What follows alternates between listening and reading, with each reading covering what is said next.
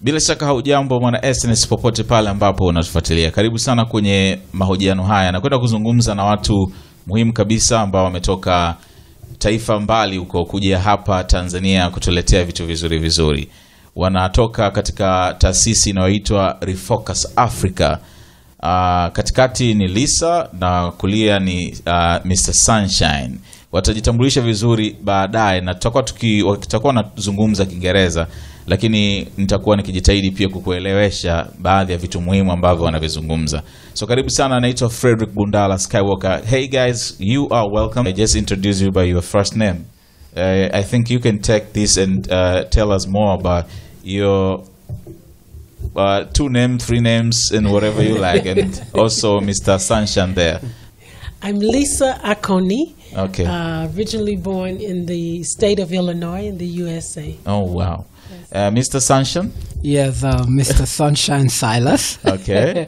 Founder and CEO of Refocus Africa. Okay. It's a pleasure to be here. Thank you. Me too. And by your accent, I may not be mistaken saying to them that you're from Nigeria. Absolutely correct.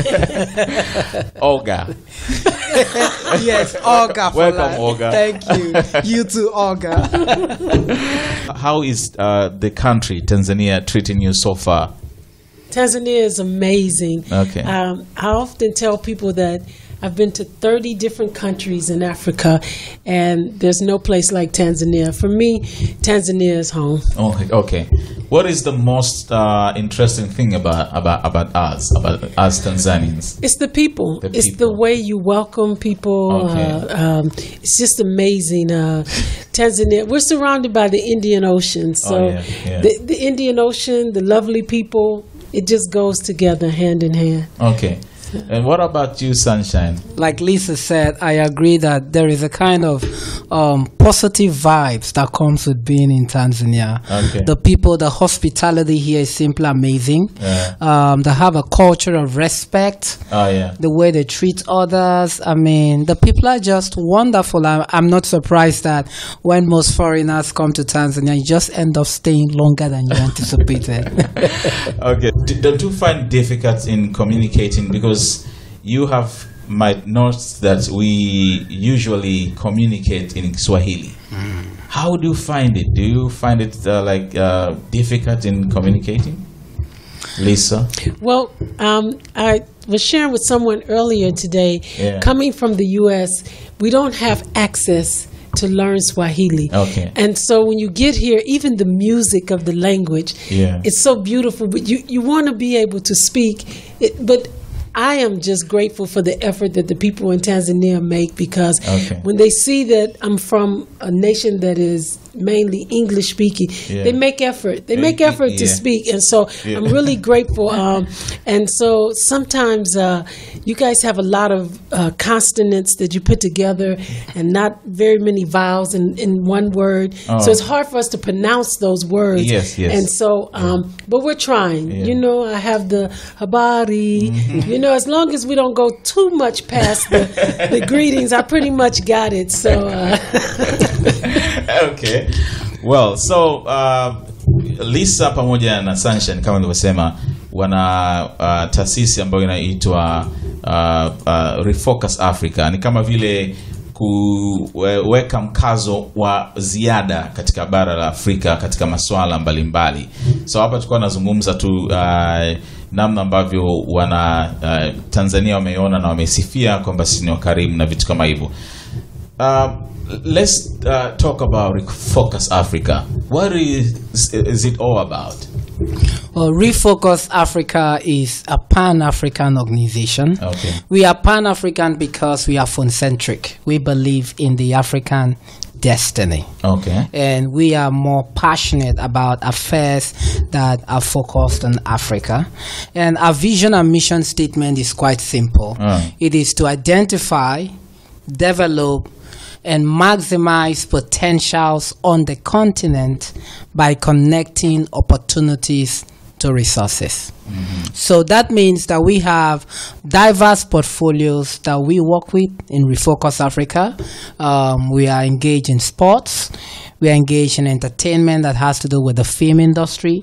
We are engaged in investment portfolios, asset management. We also engage in other things like education, health, and technology.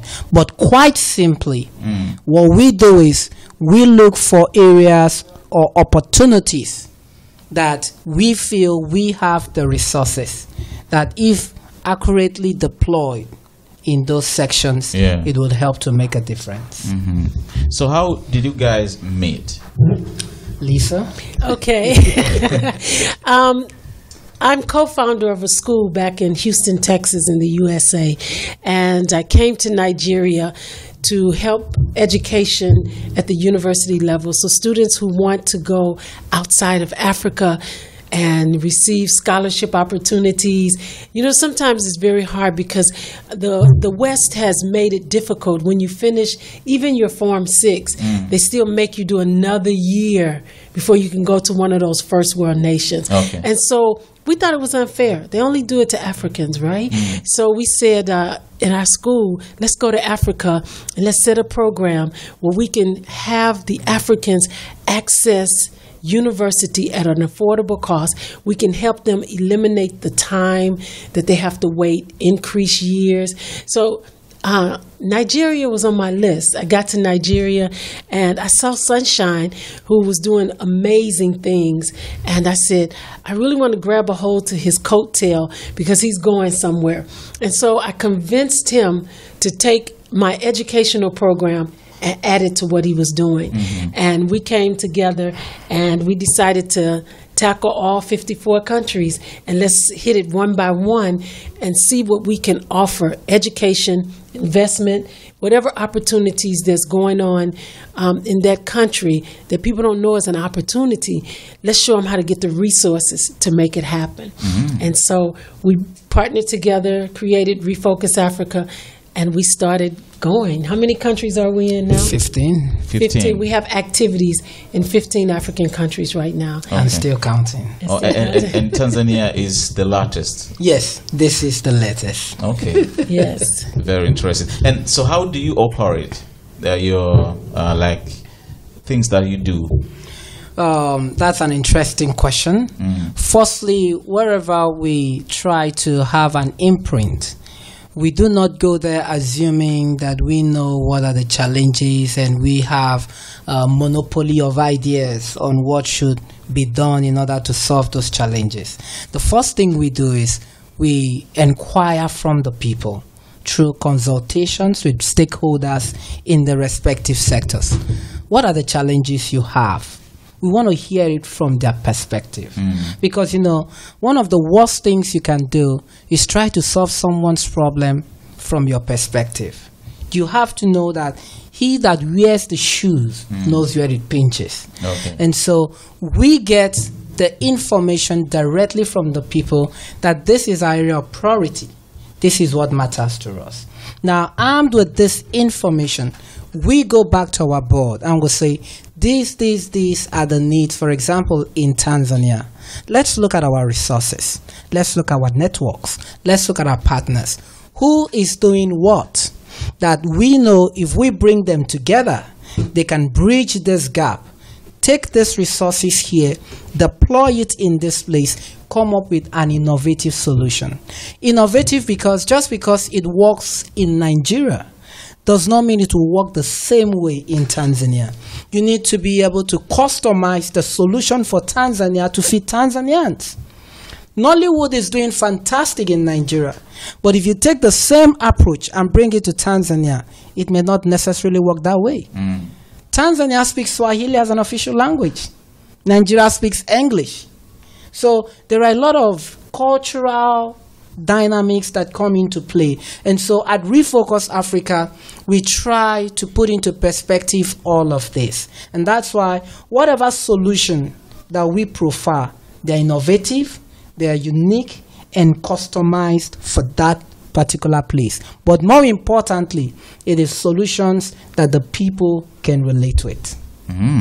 Lisa, this is a very personal question. So you are from America, and it's the land of dreams. Here in Tanzania, and I think every country in Africa, we dream about going to America and make a living. But you decided to come here in Africa. Why? I think you're going to have me on another show that we have to really talk about that. Yeah. Seriously, that's a very good question, because what the media has painted is not the reality. All you need to do is go to the airport, whether it's in Ghana, whether it's in Gambia, Senegal, Tanzania, Kenya, and watch the diasporians. They're coming to Africa because we're tired. We're tired of the racial injustice. We're tired of financial inequality. So things are not what you see on television, except for when you see the George Floyd with the police officer on the neck. That's real. That's our everyday. And we're glad that media has progressed enough so that the world can really see what's going on. And one of the greatest things about being in Tanzania, if I want to get in the Bajaji at 9:30, 10 o'clock at night and go to the corner store, I can do that. I hate to say this, but it's true. In America, if I live in Texas now, even though I'm from Illinois, and so if I want to go to the store in my own car at 9 o'clock, I better be packing my gun with me. Wow. Yeah, because that's the reality. Open carry. Everybody has guns. So if I got to go to the store, I got to, look over my shoulder. And, we're tired. They're killing our young black men.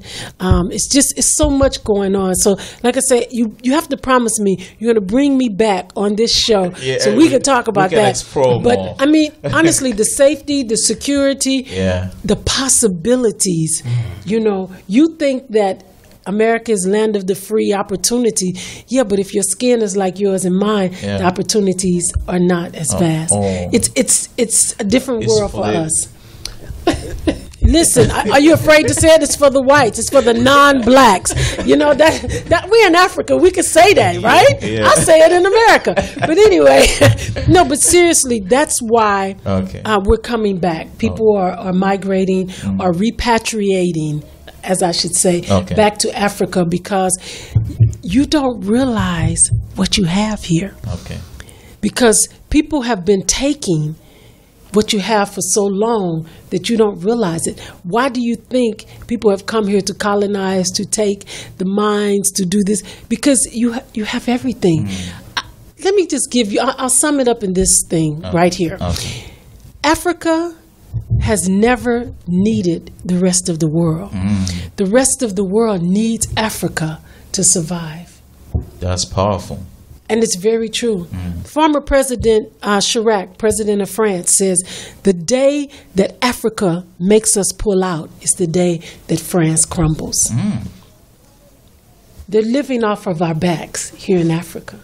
So we want to come and Refocus Africa and just help to open the eyes of the people to realize what you have here is of value.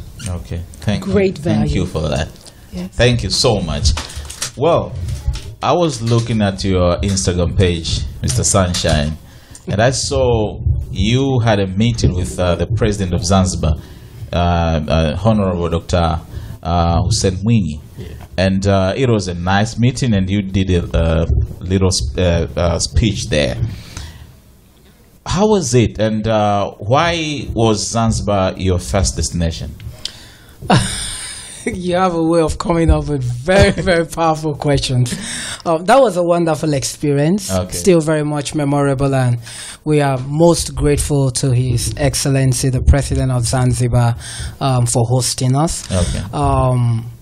I would start by saying that Tanzania is a land of limitless opportunities and possibilities. Like Lisa had rightly said, wherever you turn, you see potentials.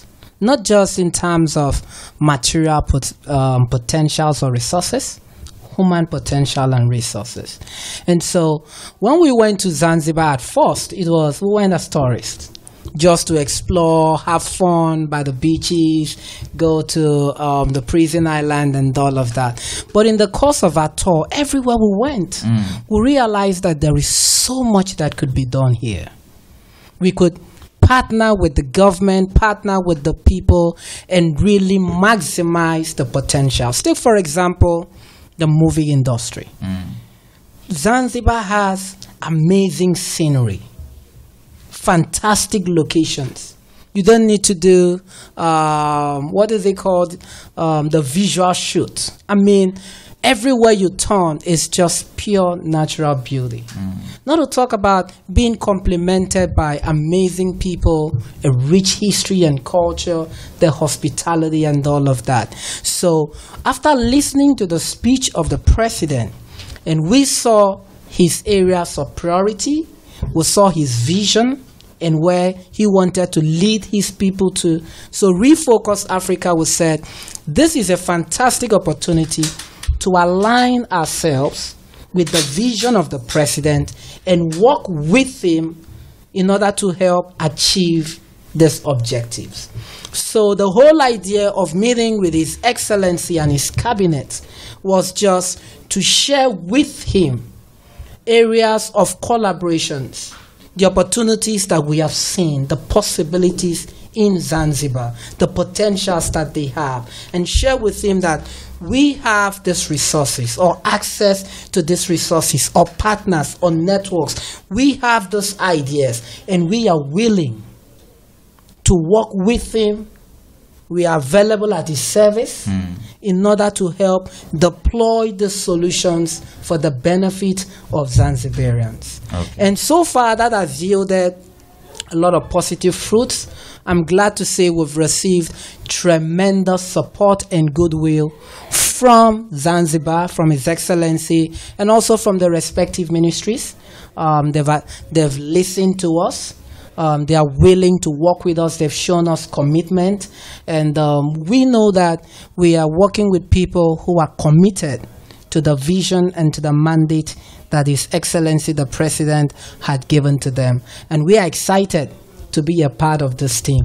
It's an honor for us. Can you imagine a Nigerian and an American coming down to Tanzania, being received by those people? That was big. I mean, I was shocked. It's a game changer, and that just shows you the quality of leadership in Tanzania in general and in Zanzibar in particular.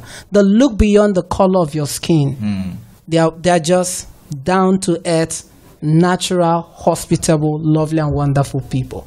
I'm in love with Zanzibar. Okay. Everyone is.